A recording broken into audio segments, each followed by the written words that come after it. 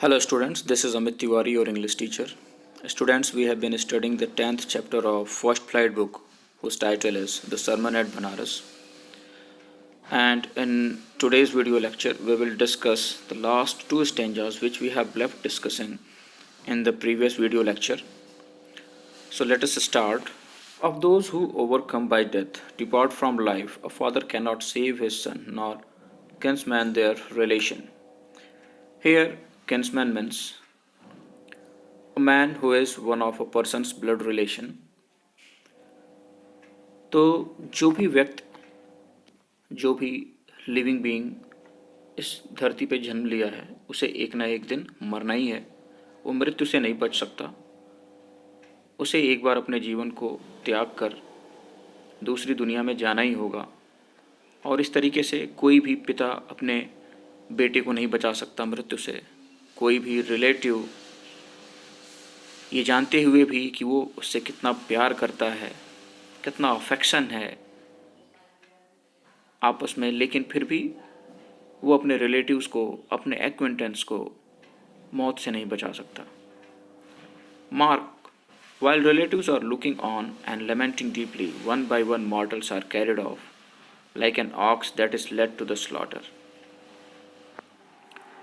जो भी रिलेटिव्स हैं वो इस बात को जानते हैं कि मृत्यु निश्चित है, एक ना एक दिन मर जाना है, लेकिन फिर भी जो एक लगाव है, जो कंपैशन है, जो प्रेम है अपने डियर वन से, अपने रिलेटिव से, वो हमें इस बात को मानने नहीं देता है। हम इस बात को स्वीकार नहीं कर पाते कि एक दिन हमारे जो रिलेटिव्स हैं, हमारे डियर वंस हैं, वो हमें एक दिन छोड़ के चले जाएंगे और धीरे धीरे हमारे सामने ही वो एक एक करके मृत्यु को प्राप्त होते हैं और हम बिल्कुल भी उन्हें बचा नहीं सकते। ये कुछ ऐसा ही है जैसा कि कोई एक ऑक्स जिसको कि एक स्लॉटर हाउस में ले जाया जा रहा हो और उसे पता है कि उसकी मृत्यु निश्चित है, लेकिन वो कुछ भी नहीं कर पाता, वो हेल्पलेस है। So the world is afflicted with death and decay. Therefore the wise do not grieve knowing the terms of the world. Here grieve means feeling intense sorrow.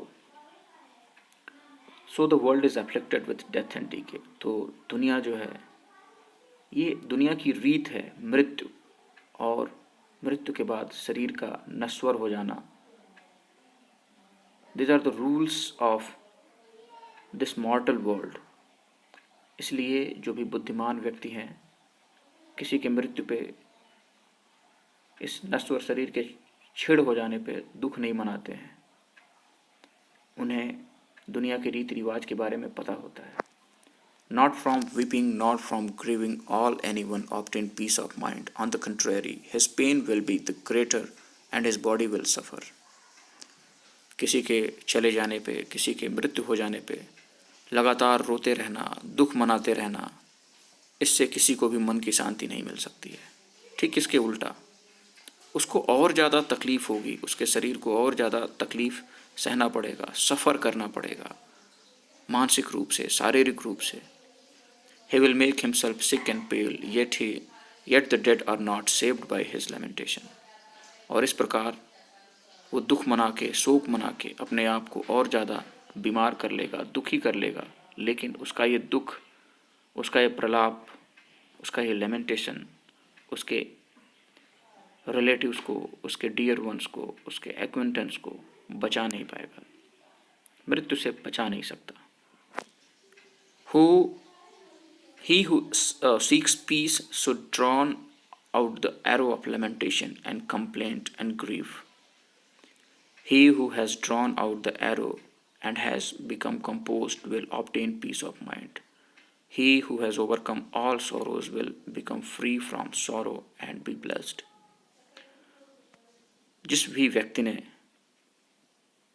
इन सारे दुखों का परित्याग कर दिया हो या इन सारे दुखों को छोड़ दिया हो, या वो इस बात को समझ गया हो किस तरीके से प्रलाप करने से, दुख मनाने से कोई भी व्यक्ति लौट कर नहीं आ सकता जिसकी मृत्यु हो गई हो, तो जिस भी व्यक्ति को इस बात का पता चल गया हो कि इस तरीके से दुख मनाने से, शोक मनाने से, दुखी होने से जो भी व्यक्ति मर गया हो वो फिर वापस नहीं आ सकता, भले ही वो हमारा कितना भी प्यारा हो, कितना भी अजीज हो, इस तरीके से प्रलाप करने से, दुख मनाने से उसका वापस आना संभव नहीं है।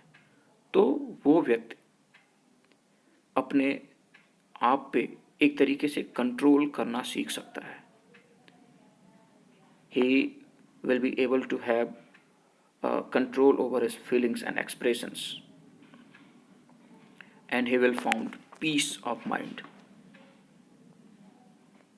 जो भी व्यक्ति इन दुख और तकलीफ से अपने आप को परे कर लिया है,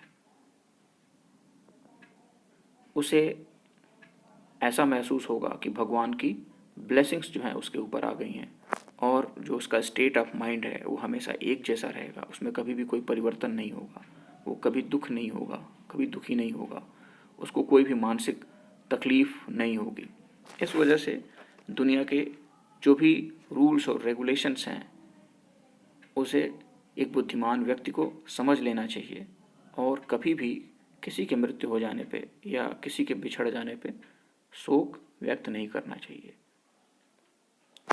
So this is all about this chapter. Students, have a good day.